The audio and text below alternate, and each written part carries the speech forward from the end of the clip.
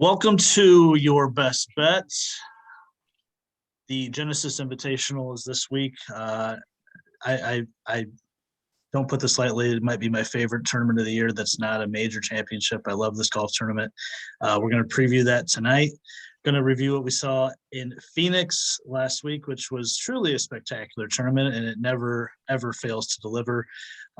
So we hit it. We had a big winner. We had a runner up. We had a big week as far as our picks go. We'll talk about that. Joining once again, Johnny Strouser after a week off. Johnny, how we doing? Good. Got to watch a good Super Bowl and a good tournament. That it's always one of my favorites. But I swear to you that the Phoenix Open gets better year after year, it seems like. And this year was no different. Are we sure it was a good Super Bowl?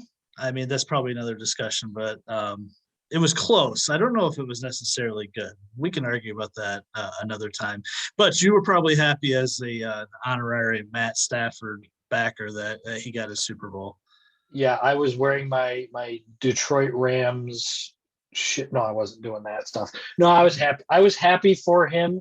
I don't feel any sort of vindication as a diehard Lions fan, but I'm happy for him that a guy who, put a lot to being successful in Detroit, that he ended up getting a Super Bowl. Unfortunately, it wasn't with Detroit, but happy for the guy. But other than that, the Lions still suck. So. Yeah, this was Super Bowl, not quite with Detroit for sure.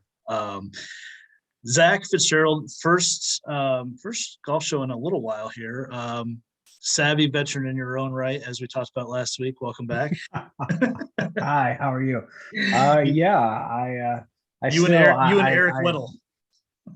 Yeah, I watched that comment. Yeah, I hope I don't tear a pec in my first hole that I play this coming year. I watched that back and it made me laugh. I hope that I'm not yet a savvy veteran, but still hope to be. Excited to do a golf podcast. The tournament last week is fun, and I think that tournament's great. It gives hopefully a different group of fans that maybe think that golf is kind of a rich man's uptight sport. That maybe it's a little different than what it used to be 50 years ago. I know that around here we have a lot of fun with all the people that we play with from most of the courses. And I think that it at least shines a brighter light and allows golf to hopefully be looked upon as more of a fun sport and not just, a staunchy, rich, uptight game. Yeah, and Tim and I talked about it last week. This tournament has taken a turn. I remember 10 years ago, I said it was more of just like a Super Bowl appetizer. The field wasn't great. It was really low scoring, and now it's become really one of the tournaments guys put on their schedules that they want to play, because the golf course, I think, is underrated. The finish is great. This year we saw it play super firm and fast. It was tough, but fair. And the field was amazing, and it's just always an electric finish. We'll talk about our picks in a second, but Johnny, this event it's pretty elite now, right? Yeah, it absolutely is, and I think I think the crowds have always been big for as long as I can remember, and like hole 16. Before they had the stands and all that stuff and the crazy parties and everything, I think the pros being a little more uptight at the time, they didn't want any part of that. So they would just skip it. But this younger generation of golfers, I think they embrace it. They know that it's not a week in and week out thing, but it's turned into, quite the fun thing for the pros themselves. And I mean, I can't imagine stepping in, walking underneath the stands, and then you've got 22,000. That's an NBA basketball arena of fans that are lining this golf hole here. But not only that, but generally you get that good weather in the valley there, and then the golf course, like you said, the golf course is a really good layout. It's a good solid test of golf. It's fair. It's always in phenomenal shape. And they, even though the winner was 16, 17 under par. It didn't feel that way though. It didn't feel like it was just this birdie fest where you got to shoot 24 under par to sniff the lead. Having it firm and fast, and in really, really good shape, just I think really appeals to the players that they have to play golf. It's not just hitting every fairway and then firing at every pin. And I think just everything that the tournament committee, that the golf course has done over the past 10, 15 years has really made it a one of the true good stops of the West Coast swing. My only qualm is I wish 17 was the finishing hole. I mean, how awesome would that be? That's such a good hole. I mean, I think it's the best par 4 on tour. I know Riviera this week we'll talk about number 10, and it's got the history and more notoriety. But I think 17 at Scottsdale is a great hole. I mean, you hit that a couple feet to the left. You get some weird bounces. It's just a great strategy hole. I'd love to see that as 18, but yeah, everything you guys said is right on point. 16 is so much fun. The 2-hole-in-ones we saw was awesome. I loved it. Do we need fans throwing beer when Justin Thomas chips in on Sunday? Probably not. But you're gonna have that. Guys, people are gonna go over the edge with the whole thing with those kind of situations. The thing with Damon and Higgs was really fun. So I'm all for it. Let's talk about the guy that won the tournament, Scotty Sheffler. I picked him. I first name I mentioned on the podcast last week. I know. And then Tim was on board. Was Tim on board because it was me? I don't know. Or did he really like Scotty? Of course, Tim was at the tournament. He had a great seat on 18 for the playoff. He was a couple rows to the left side of the green. So he took a picture of Scheffler's ball when he missed the green in the playoff, and it was literally right in front of him. So I'm sure Tim had a good time. Sheffler, we've been talking about for a long time here, continual breakout candidate. We know he makes birdies in bunches. He, of course, made the Ryder Cup team without winning last year. This seemed inevitable. It kind of felt like, oh my gosh, after he birdied 17, like Scotty Sheffler, he's in this and he could win it. He kind of came out of nowhere a little bit. Zach, your thoughts on how he kind of snuck up there in the end with, I think, 5 birdies in the last 7 holes? Well, I didn't get to watch a lot of the end of the tournament. I was at a Super Bowl party and they were watching it, but I was watching it as much as possible on my phone. And, you had sent me a message saying something about it's on. And at that point, I hadn't looked at my phone for like 10 minutes. And I looked, and all of a sudden he's tied with Cantlay.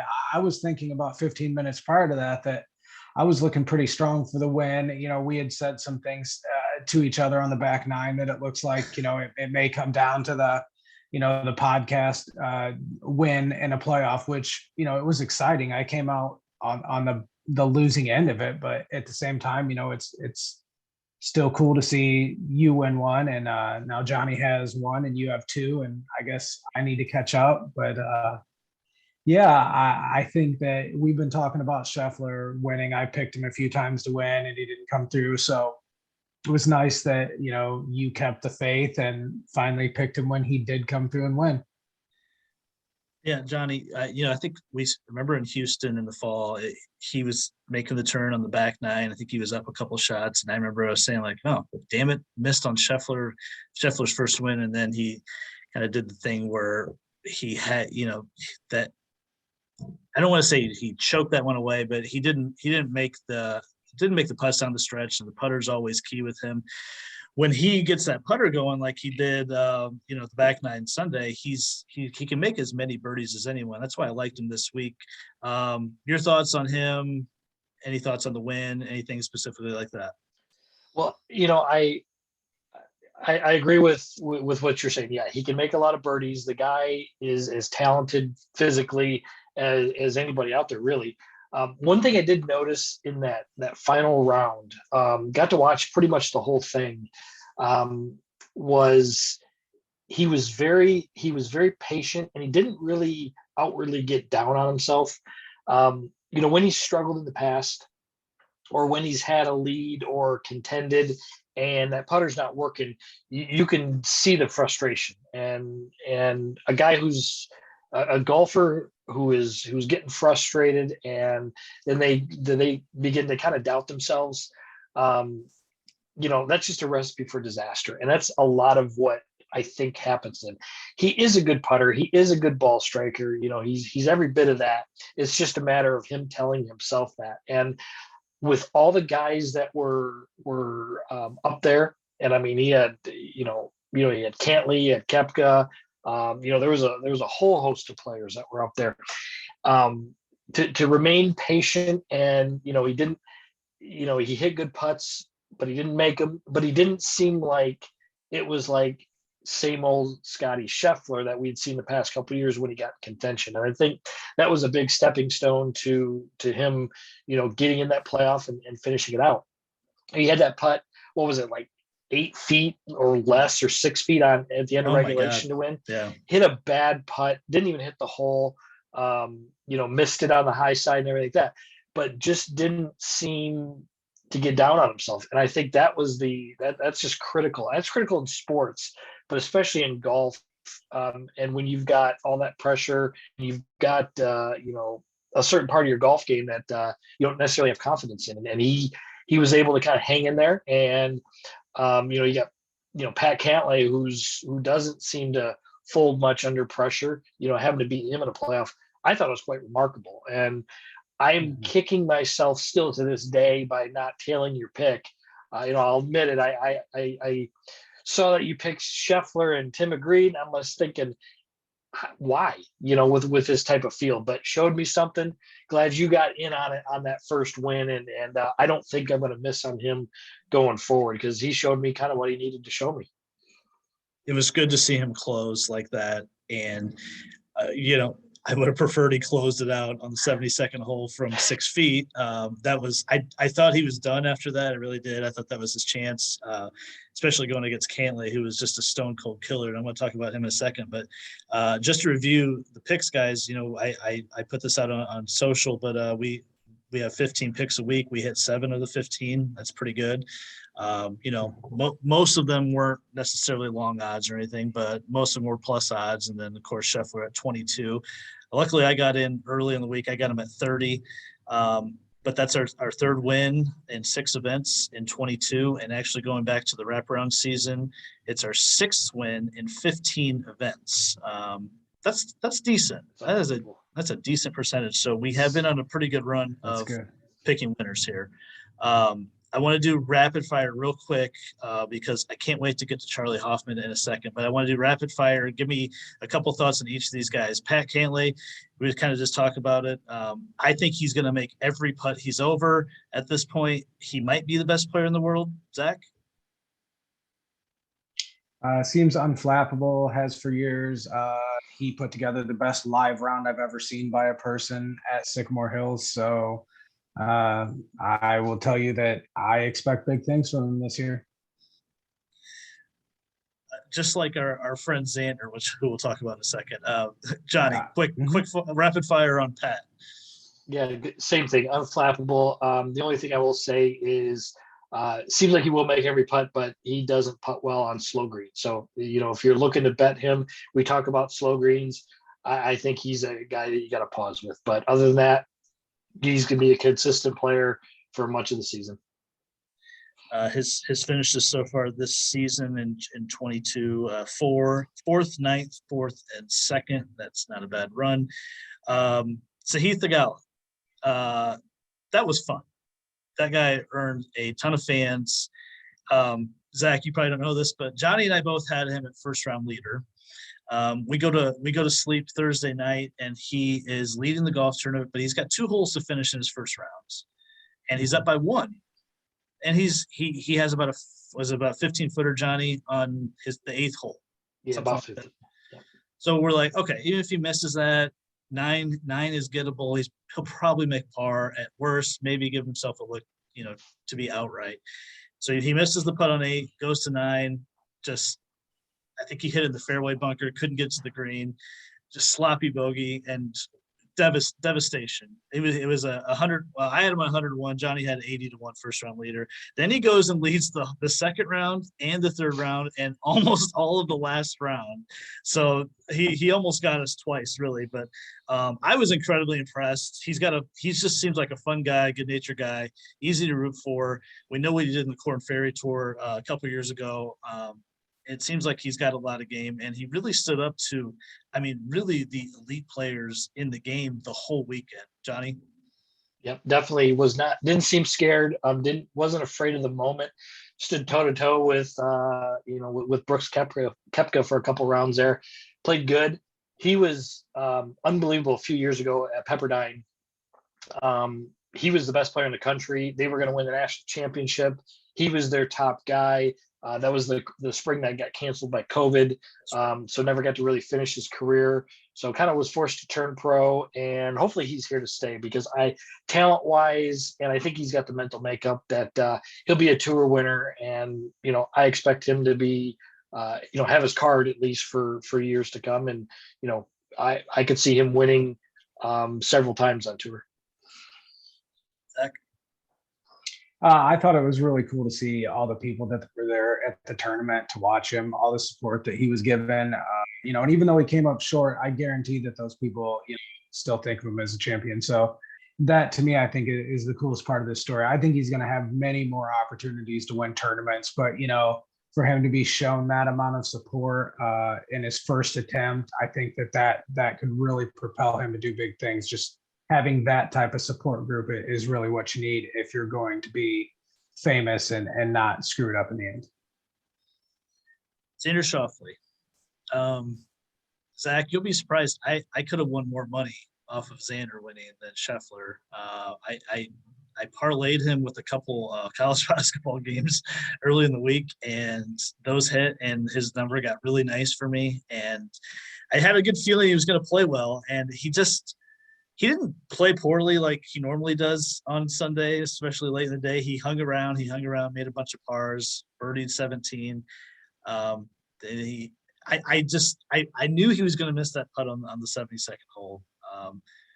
But his tee to green game was immaculate, and his putting just let him down on the weekend, it seemed, right? He tends to do that. If he doesn't win a tournament that he's in, it's because of his putter normally. I think he was first tee to green, and I still think he's going to do big things this year. I think he, Cantlay, and Morikawa are my guys that I think are going to do big things this year. Just like I said in that. You're really going out on a limb there with Cantlay Morikawa for sure. Johnny, you called it Saturday afternoon. You said Sanders is done. He's not winning. And you were right. Yep. Unfortunately, just doesn't have that. I don't know. Just doesn't have that that killer instinct that I've talked about before. I think I talked about that with Tony Finau. Doesn't seem to have that it factor a lot of times on Sunday, and he just looked kind of like, he wasn't there. There was just something that wasn't there on Saturday. Just it wasn't that aggressive kind of mindset. He did play okay on Sunday, and he contended and everything, but the same kind of thing. And he's getting to the point where he's gonna have to prove it, because he's got all the talent as much as any of these guys, any of these top guys on tour, but it's just putting it all together and being aggressive like that. And I'm going to wait until at least the US Open here to reserve some judgment and everything like that on him. So he's still got some time here to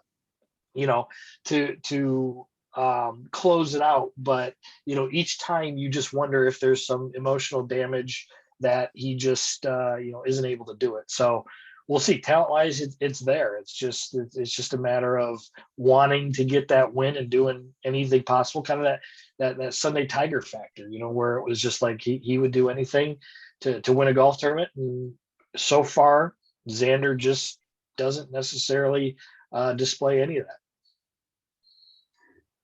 Anything else from Phoenix besides Hoffman, who we'll get to next? I do not. I'm good. Charlie Hoffman on Friday I'm just going to read it, guys. He posts after his round on Instagram. What a joke at USGA at PGA Tour. I actually just enjoy reading it. Today on the 13th hole, I hit my drive in the water and took a drop on the side of a hill with no grass. I dropped it twice and I placed it on a small turf of grass. Turned around, the ball started rolling in the water. I was under the impression that the USGA had changed that rule. I was wrong. Had to take another penalty for doing nothing wrong at all. Did everything by the book. It's mind-blowing that a group of amateurs rule the professional game of golf. I also blame the tour rules official for putting out a terrible penalty area line where this could even happen. No accountability at any level here. No protection for the players at all. That's my favorite. You wonder why guys are wanting to jump ship and go play on another tour. Players need transparency, protection, and consistency. We don't have that under the current governing bodies. At Golf Channel, at Golf Digest, at DP World Tour, at Saudi Golf, and a bunch of other media outlets. Sorry, Jay, we need to do better at all levels of the PGA Tour, including myself, who represent the players on board of the tour. If we don't, we won't have a tour any longer. I just want to go back and talk about the line where he talked about not being protected. I don't know if there's any player more protected than a guy like Charlie Hoffman, who has won 4 times in his career. He's made, I think, over $30 million is what I saw. It might have been closer to 40 after I looked at it. I don't even know where to start with this. It basically set golf Twitter on fire Friday night and into Saturday, and it's pretty much all you heard about. There's a lot of layers to this, but what was your initial impression when you heard, or I guess read it or heard about it, Zach? I'm wondering with that line, what is he talking about? Is he talking about, protection from rule decisions that they don't like? Is he talking about forming like a golf union? I'm not sure what he means by protection. It's not the choice of words that I would have used. I think he has some valid points. I mean, I think that rule it's hard for me. I would think it would be unfair to get penalized in that way, but at the same point, it is the rule, and he says no accountability anywhere, but he at no point pointed accountability at himself either, which he's also accountable. It's the rule. I mean, it's unfortunate, but it is the rule. So I don't know. I mean, a lot of the things that he said, I think are somewhat ridiculous. And the whole thing about this is why people want to leave, I don't think it has anything to do with it. People would leave to go play in that Saudi golf tour because of money and money only. And I don't think it has, these type of decisions have absolutely nothing to do with people wanting to leave to go play on that Saudi golf tour. Johnny, it's kind of ironic that he talked about protection, then he tagged Saudi golf in the same post. I mean, there's a lot of irony to that. What were your thoughts? I mean, one tour probably has a bone saw that will, cut your arm off if you make double, and one is gonna, if you make $30 million for being mediocre on tour, that this is the PGA Tour protects guys specifically like him. I mean, he is they're not protecting Brooks Koepka, they're protecting Charlie Hoffman's and these other guys who are good, but not the next level. First of all, this guy is one of the few members of the player advisory committee. Like, shit like this is exactly what he is there for. He represents the PGA Tour players that would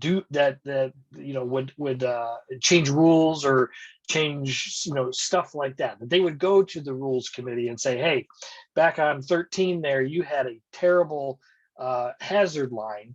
My ball rolled down after I placed it on a tuft of grass, not a tuft, but a tuft. And then so it's just like, and really, I mean, it was 90% bullshit of him just being just angry at the situation, and 10% of it was pretty accurate. I mean, there is, they're right. There's not much accountability what he thought, but there's none in that post from what he said. He was mostly just venting, and I think him trying to power play his opinion by tagging Saudi golf was just an indirect threat. Most of it was just garbage. I mean, it's just him just venting, but he has a significant part in helping change that. I mean, like I said, he's one of the few guys that they meet with the upper management of the PGA Tour, and they go over stuff like that, whether they go over it monthly, bi-yearly, yearly, I don't know, but it's just like, it's a dude who is protected and everything like that, going on this tirade here. And golf Twitter had none of it. I mean, they just had a field day with him, and he felt bad. And he posted something the next day, and has since deleted the original post and everything like that. So, like I said, I think he was just angry. I wouldn't read anything into, oh, these players want to go play, in the Saudi Golf Tour. They're going to do that if they want money, and that's it. They're not going to do that because they don't feel like the PGA Tour protects them. I mean, nowhere else can you be kind of this, I don't want to say mediocre, because Charlie Hawkins is a good player, but where you could be this level of as good at your job compared to others and make as much money as he's made in his career. So, I don't take much from it other than it's just some dumbass being an idiot, making some, emotional comments there. And, he backtracked pretty much, and I'm sure everything will be fine. But, in this day and age, you can't do that. Golf Twitter will burn you at the stake if you do stuff like this. There's no mercy. What it did do, though, is continue a lot of momentum of Saudi golf, SGL discussion. Tim and I talked about it last week with a lot of Mickelson's comments. Now this just continued that momentum rolling in that direction. Where is this headed? We saw in that Instagram post, Phil and Bryson responding like, absolutely, you're right. And I don't get it. I was reading today on Twitter, Daniel Rappaport, really good writer for Golf Digest. Kramer Hickok, PGA Tour player, says a lot of guys that are on tour are planning on jumping to the Saudi League. He said like 15 to 20 have already signed on, talking about 12 to 14 events, a lot of them in the US, 40 player fields. And then, then in the same breath, Rappaport also reported that he talked to a top 10 player that said the Saudi League is not close, and they would have to fill the field with Greg Norman because they don't have enough players. So I don't know where the truth is. Maybe it's somewhere in the middle. We saw the discussion with, last week about Bryson being offered over $100 million to be the face of Saudi golf, which is pretty hilarious to me. So I don't know where this lies. I don't know where it ends, but it seems like there's a lot of top guys rumored to be in discussion. Bryson, Phil. I know DJ hasn't necessarily came out and said no. Guys like Westwood have made comments that make it sound like, oh, I'm 48 years old. Why wouldn't I take a guaranteed $50 million at this point? I don't know, Zach, any thoughts on any of the Saudi golf piece with everything that happened with Hoffman? But I guess after that, what's your thoughts on the potential Saudi golf league? I mean, I would prefer that everybody stays under the same umbrella. But at the same time, I mean, they're independent contractors. So if they want to go and play in the Saudi golf league, who am I to tell them not to take that money? I would never want to tell anybody what to do with their money. So I don't know if they've worked out TV rights. Obviously you're going to have a lot of people that are unhappy about just the fact that it is a Saudi group that is doing this and human rights violations and things like that. But I mean, to get 40 players that I believe the PGA Tour has said that if you do this, you cannot play in the majors. Am I correct on that? They can't play in the PGA Tour events. It's up to the majors because they're not run by the PGA Tour, but they will no longer be welcome to ever play in the PGA Tour again, in theory. Yeah, I just don't think I think you got guys that are chasing legacies here, and I don't think they're going to give up. I don't think you're going to get 40 top tier guys to give up their careers for $50 million. I mean, $50 million now and 20 years in endorsements, they could make 400. I mean, you just have no idea what money could be, the contracts could be like, and even 10 years from now. So I just don't see it being a smart move on any of their parts to give up a single avenue or to give up a permanent avenue for one that, if it works out well, they could probably jump on in 5 or 10 years anyways. We've had top players. Even Morikawa came out today and said he's aligned with the tour. Rory, Rahm, JT. A lot of those guys have mentioned that they would not be jumping ship.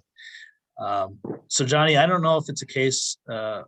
Tim and I kind of joked about it last week, but kind of serious. Like, I don't know if Phil's run through his money and he is looking for a payday at 52 years old, 51, 52.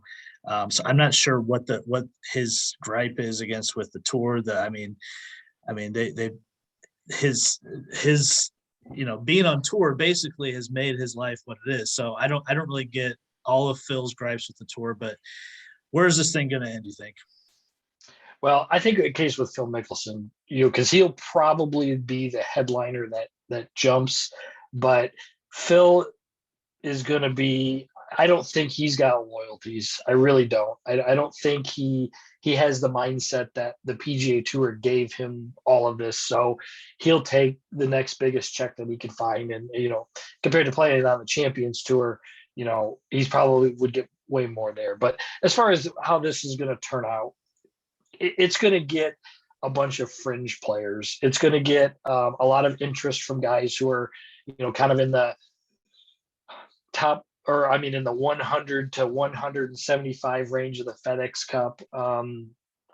It's going to get a lot of the Corn Ferry guys are going to have interest. The PGA Tour Canada guys, the ones that are looking to make that money, they'll look for, guaranteed appearance fees and everything like that, just so they can play in that and then, give themselves a good living. But as far as any of these top guys, they're not going to do it. And they're not going to do it initially. It may take a guy like Phil Mickelson to do it. Let's say Phil gets over there, the tour ends up being fairly successful. Then, yeah, you could get a DJ who's, 46, 47, something like that. And not really contending or anything like that in the major championships. Yeah. And they offer him 150 or $200 million to go over there. I could see something like that, but like a lot of the thought of these top players is they want their legacy to be on the PGA Tour, and the records that Jack Nicklaus and Tiger Woods and all these guys have set. I think they feel genuinely loyal towards the tour. So if this starts up, which I'm sure it will at some point, you're going to get guys, and I'm just going to name just randoms here. So you're going to get the Kramer Hickocks and the Danny Lees and, Peter Malnati's that are the ones that are going to be over there playing. And, whether that's going to be that interesting for, golf fans like us three to watch, I can't imagine. So, I don't have much, and just listening to what these top players are saying, I don't have much hope that this is going to take off, at least initially, and I don't see any reason why it would. I'm glad you guys mentioned the legacy. I know Rory has talked about that. He said he's playing against history. The major championships mean everything to him. If joining Saudi Golf would legitimately put playing the majors in jeopardy. We don't know exactly what that looks like, since the U.S. Open is run by the USGA and, the PGA Championship run by PGA of America. So I don't think there's a real clear cut answer on how those would bear out with potential rival golf leagues yet. But it's interesting. We haven't really talked about it much here, but something to follow as we go forward. I see where we're at in a couple months. There's been so much momentum gained in the last 2 or 3 weeks with these leagues, especially the Saudi League. But I'm ready to talk about Genesis. I don't know if you guys agree. I think it might be the best golf course just every year that they play on tour. I love this track. We were talking before we went live. I love the aesthetics of it. I love how it's set down in the valley, in the hills of LA. I said I love the trees. I love everything about this course. It usually proves out to be a really good tournament. Max Homa winning last year. was a lot of fun. It's weird. You either get really elite winners here, or you get like JB Holmes in 2019 out of nowhere. And we've seen guys like John Merrick win here, and I was around 2010. I forget, but I mean, we've seen some kind of random winners, but also some really elite winners here. So let's talk about the golf course. 7,322 yards, par 71, Poa greens, of course. When looking at some of the comp courses, Quail Hollow is one that really if you play well at Quail Hollow, you usually play well here. Also Augusta, you talk about a Bubba track. Augusta's a Bubba track. Riviera is a Bubba track. It's kind of a weird thing. Probably, the most famous par 4 on tour, number 10 that we were talking about earlier. Also, maybe the easiest hole on tour. The first hole is about as easy a par 5 as you'll get on tour. And then the 6th hole has the bunker right in the middle of the green, the par 3. What are you guys looking at this week? Are you looking at course history when you're making your plays? Are you looking at a certain metric? What do you like, Zach? I like to look at history at this particular event.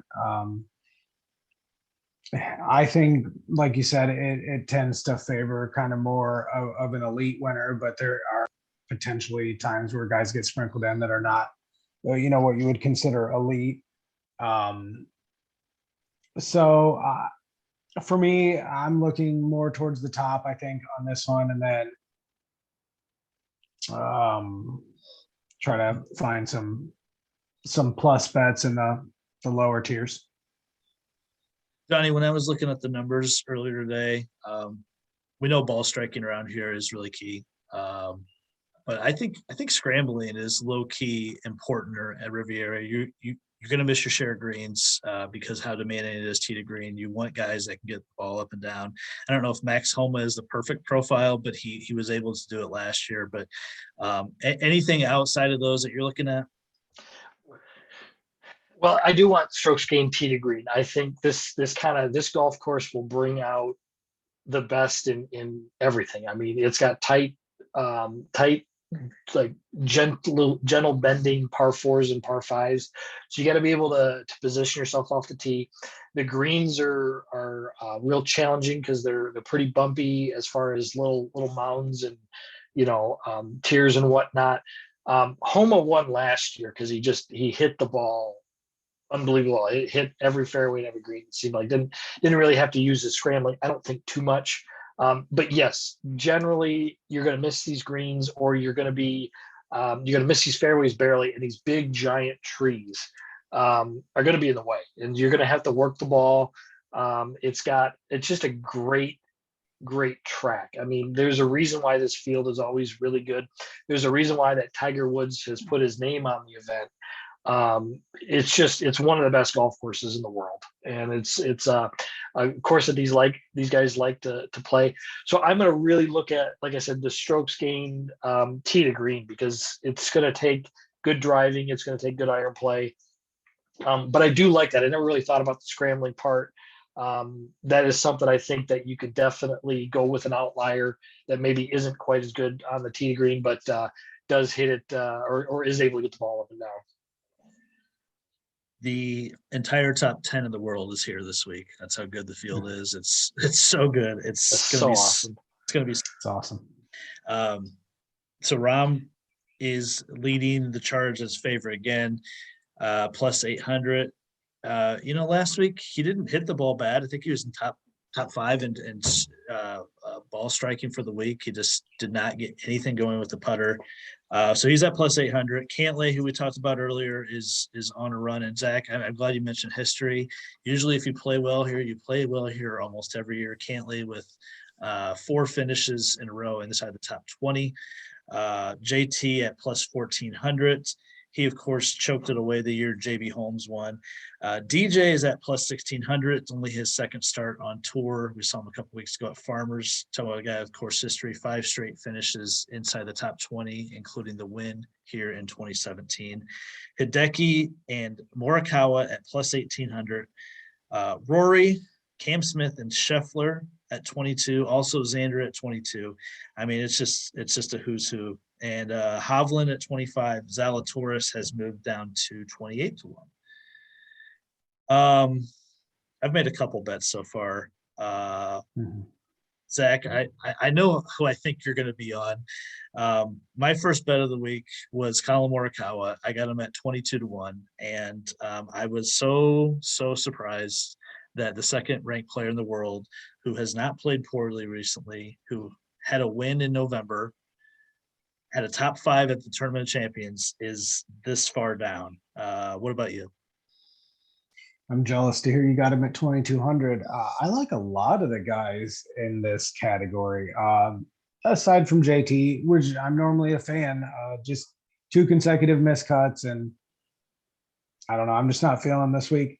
I think for me, Rahm can't lay. The odds are just not good enough. Maybe can't lay for a top 10 at plus 110, but I just don't know. I like DJ a lot this week. I think 1,600 is a pretty fair number for him.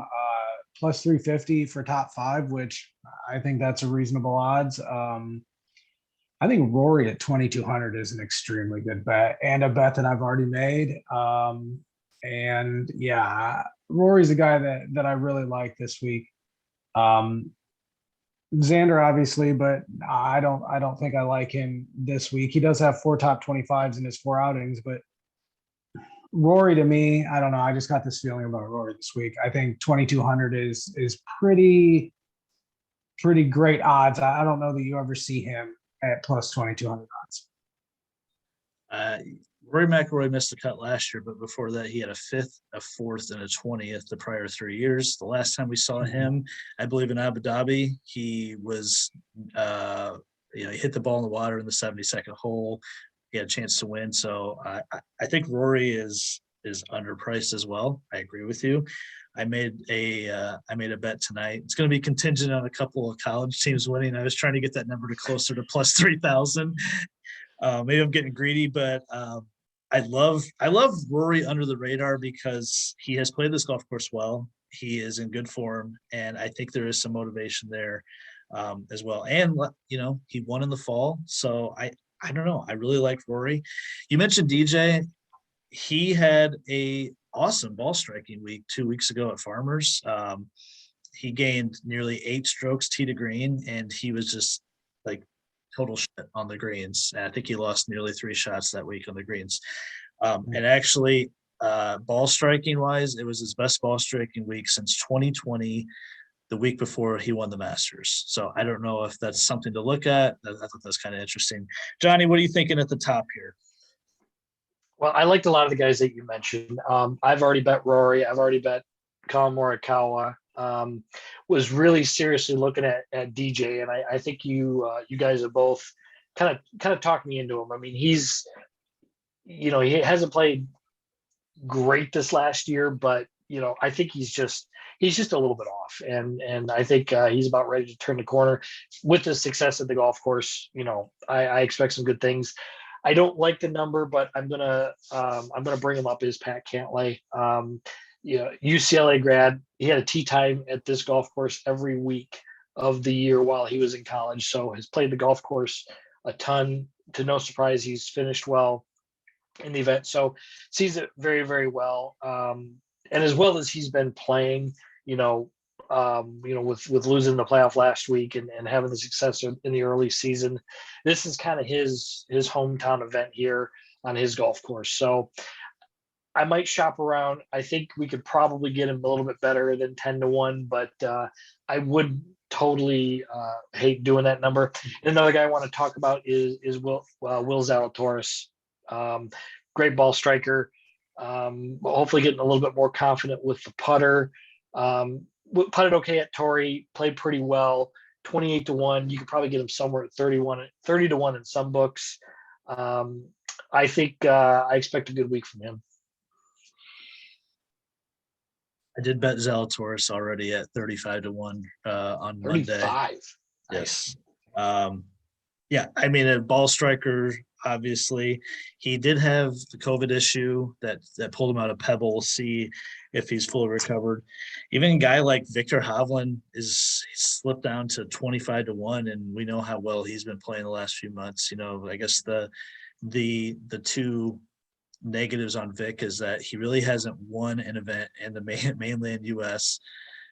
Yet, and his short game, I still don't know if you can trust it at a course like this, where I really think there's going to be some demands on him getting the ball up and down.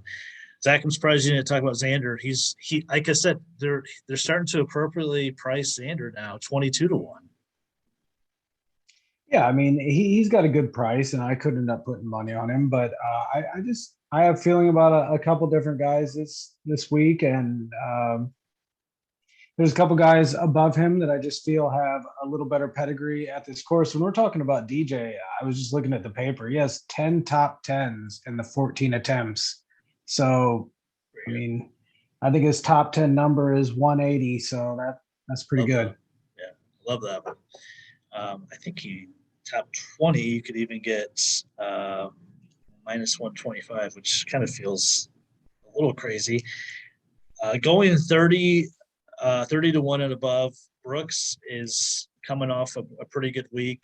We didn't really talk about him, but obviously he was right there on Sunday. 35-1. Fitzpatrick, who always plays tough golf courses and tough conditions really, really well. He's at 35. Sanjay, Jordan, Taylor Gooch, Russ Henley, Sam Burns at 40. Adam Scott, we talked about Bubba being a horse for the course. He's at 45. And Finau, last year's winner, Homa at 50, and Leishman at 50. Tony Finau at 50. He's not been playing well at all, but that's kind of interesting, is it not, Johnny? Yes. Yeah. He's, we talk about on this podcast quite a bit that once these certain guys reach a number that you almost are kind of forced to bet them. When a top guy hits 25, that's normally half that, or something like that, you got to bet him. I think he's worth a little bit. Now, he's not playing that well, but he played great last year. What did he shoot? Like, he was low 60s that last round, wasn't he? I think 64, right? Yeah, he came from well back to get into that playoff there.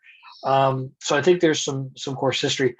He's probably should be more at like 40-1, 38-1, something like that. So I think there is some value there at 50.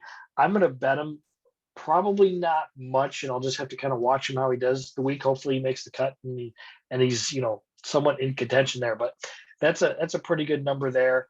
Normally Max Homa, when he's at 50-1 or worse, he's kind of an auto bet. It's going to be really hard for a guy to defend, though. I think this is one of the weeks that I really have to kind of, not really go after there. The one guy of this group that I kind of like is Taylor Gooch at 40-1. Been playing pretty good lately, and I think he's a good ball striker overall, and pretty good putter. I think the number might be a little aggressive there, but I still think he's got some good value there, and I think he's going to play pretty well. I was like, Max, real quick. This is a odd pricing to me. So last week in a much weaker field, I mean a good field, but not as strong as this. He's 75-1 last week. I know he won at this golf course, but to be 50-1 this week, and where all the top players are playing, that's almost too high for me for Max. I did bet him first round leader. I can see him getting off to a quick start. I kind of like him for that. I don't know if I like Max at 50-1 in this field though. Zach, this range, any takers on like Adam Scott, Bubba, 45-1? I mean, I think Bubba at 45-1 is great. I have circled Bubba's top 10 at plus 350, which I think is a great number. I think I might bet pretty aggressively at that. The guy I like at this, I like Fitzpatrick, if I'm being honest. I think, we could roll on that first time winner thing here. And and Fitzpatrick could get his big win. And then, he's a guy that when I watch him, I mean, he doesn't do anything extremely flashy, but he's just kind of always there. And, a win here could propel him to bigger things this year. So he's a guy that's always kind of talked about could be breakout, could be the best guy that hasn't had a PGA Tour win yet on tour. So could be his week, and I think it's a good number. Yeah, and he always plays so well at Bay Hill. Always a guy to look out for there in a couple of weeks. For some reason, when things get really tough, scoring gets tough, he always rises to the top. We'll see if that happens this week. I don't know if I'm taking anyone in this range, to be honest with you. I might take a chance on Tony because I do think it's a great course fit for him. Adam Scott's somewhat interesting, but then I have to visualize.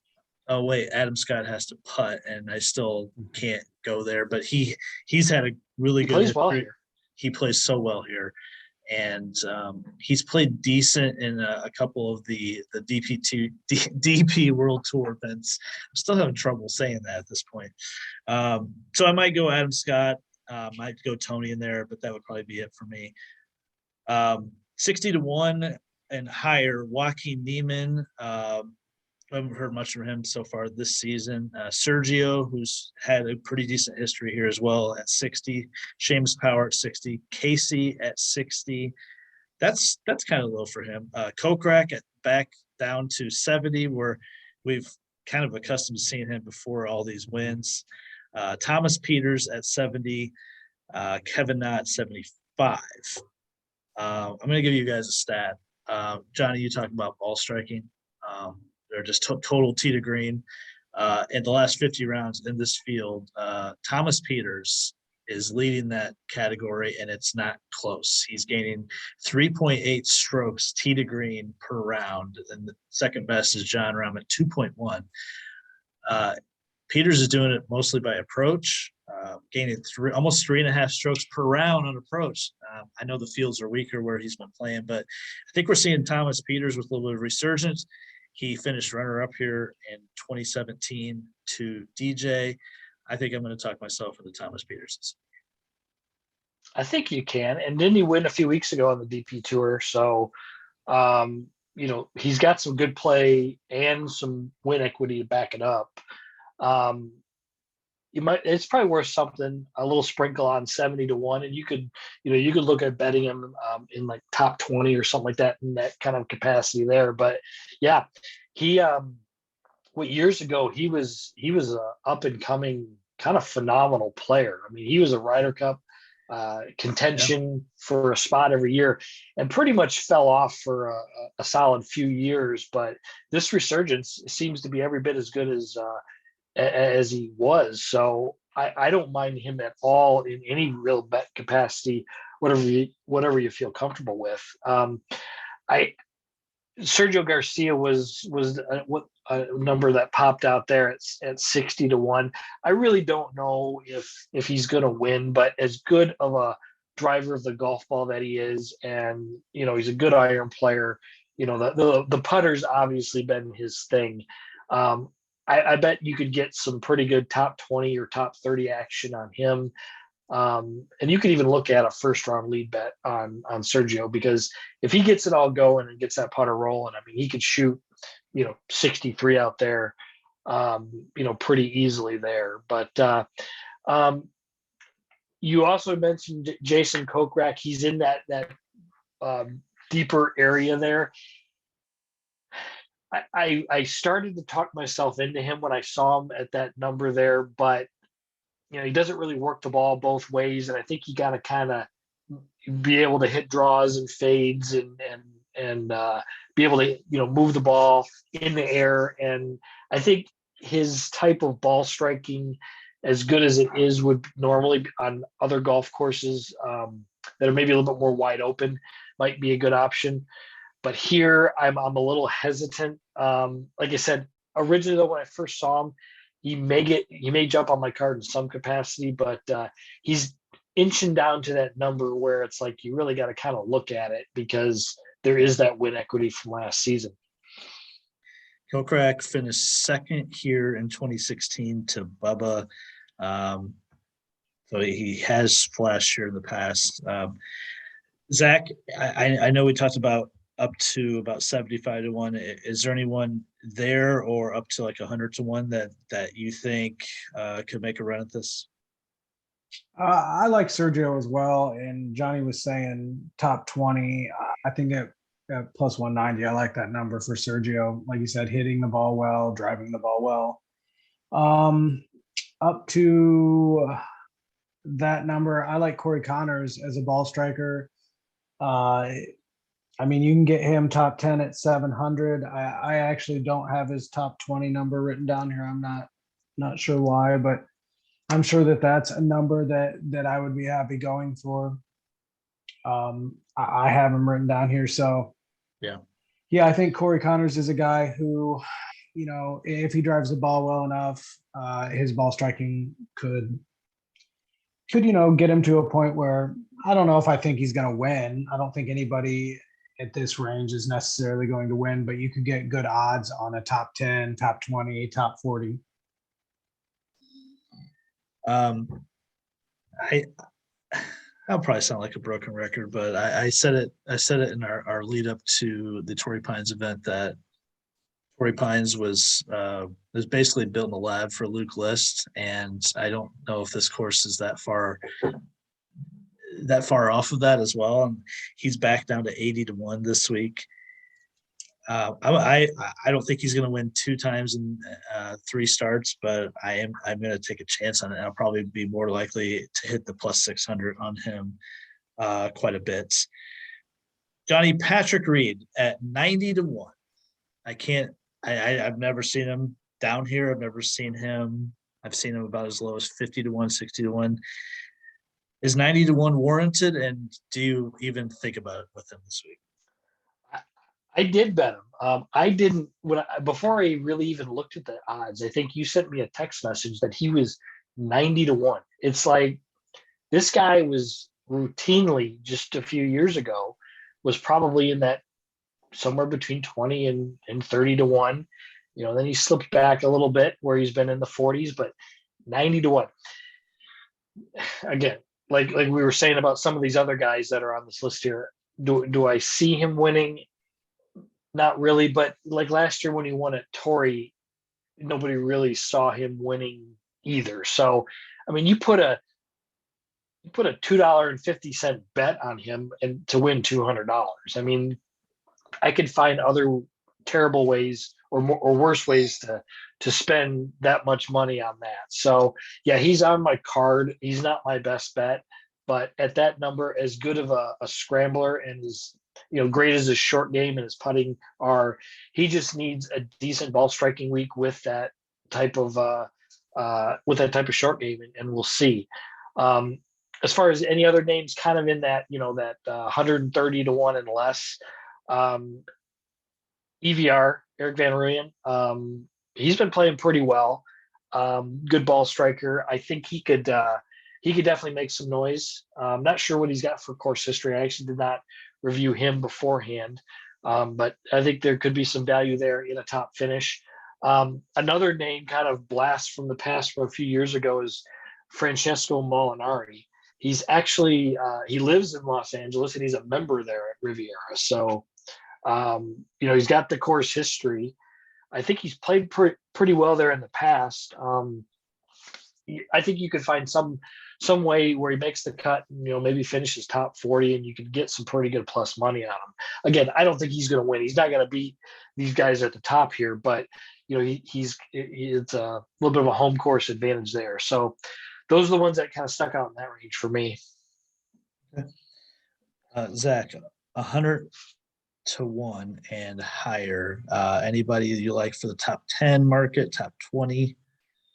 I think Molinari is a steal at the number that he's at. He was tied for 8th last year, 3 for 3 in cuts in 2022, kind of making a slight resurgence. And like Johnny said, his top 40 numbers plus 140, and that's a steal. Top 20 at plus 400. I think you can go pretty aggressively with Molinari. I mean, you throw a little bit of money down on a win. And again, I agree, he's probably not going to win, but if he does, well, them are excellent odds. So Molinari would be the guy that immediately stuck out when I looked at it. And I think that if you look at the PGA Tour's rankings or power rankings, to have a guy that's 130 to 1 as in the top 15 of the professionals power ranking, I think is kind of a weird balance that you don't see very often. So kind of a reasonable opportunity to make a bet that you may not normally get to make on a guy that a lot of the experts are thinking could have a pretty good week. I did not see him in my research, but I like that. I could totally see him playing well here. Couple guys I had circled, Russell Knox at 180 to 1, but 1,200 for a top 10. He's really been hitting the ball really, really well the last couple weeks. I like him to potentially have a run at top 10 or top 20. Johnny, you can laugh once again. Pat Rogers. Unbelievable course history. 5 straight top 30s at this golf course, surprisingly. He is down there in the range of 180 to 1 as well. That would probably be a top 20 play for him. He is at, it's like around plus 600 for a top 10. Like I said, though, this is a range where Aaron Wise is 200 to 1. I mean, Mito Pereira is 200 to 1. We've seen guys like, I don't know what JB Holmes was in 2019, but he had to be less than 150 to 1, I think. Johnny, who are you looking at in the top 10 market, top 20 market down here?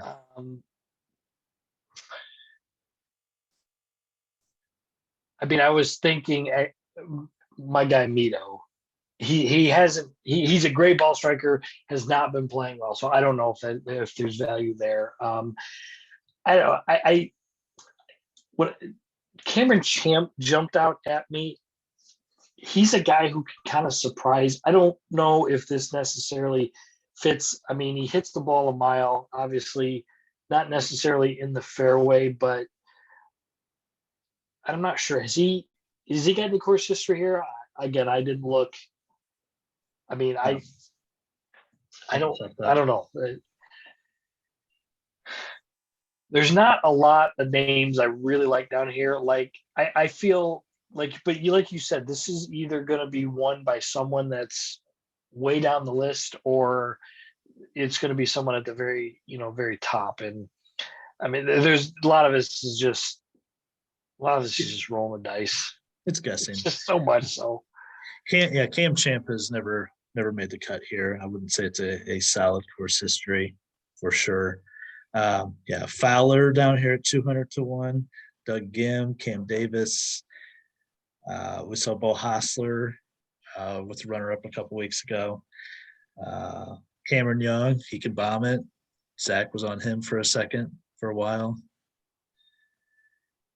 I don't know. Anything else for the Genesis guys? I'm excited to watch some. No football this weekend, so no interruptions. Being able to watch hopefully the final round on Sunday, and I hope to see a good leaderboard. Okay. Great golf course. Watch the golf course. They're going to talk about how the 10th hole is the greatest short par 4 in the world. It is not. It's a good one. It's not a great one. You watched the greatest short par 4 in the world probably last week. So don't believe anybody when they say that the 10th at the Riv is the best short par 4. It's a good one, but the green is so weird. You're going to make basically birdie or double. You want to make either eagle or triple on a short par 4, and that's what makes 17 at TBC Scottsdale so much better. But it is a great hole. It's not the greatest. Like they will fawn over it. CBS will the whole week. and just don't believe them. But no, the golf course is fantastic. It's just it's a great old style course. Watch it, enjoy it. The players all love it, and it's a real good event. And Tiger's going to be there, so they'll probably interview. That's right. That's right. Mm-hmm. Yeah, I mean it's a year later from that time when with his accident. Yeah, two things. Number one, I haven't talked about it the last couple weeks. CBS is killing it. I think coverage wise, they're doing a lot of great things. New producer. The Colt Nose Amanda Balionis scene on 16 was really fun on Saturday. I liked it. It was innovative. Their drone shots at Pebble were awesome. I think they've overtaken NBC, so we haven't really talked about that. But second, I'm going to give a bonus pick for the Champions Tour events, guys. My favorite name of the year, the Chubb Classic. Brian Gay at plus 2,500 is going to win the Chubb Classic this week. But I'm going to be betting Brian Gay because I think he is. I think he just turned 50. He's primed to go out there. You see these guys that are pretty good on the tour, the Furyks and so forth. They go out there and they win pretty early. So I like Brian Gay this week at the Chubb Classic. Locking it in. Lock it in. I will make that bet. All right, guys. Appreciate it.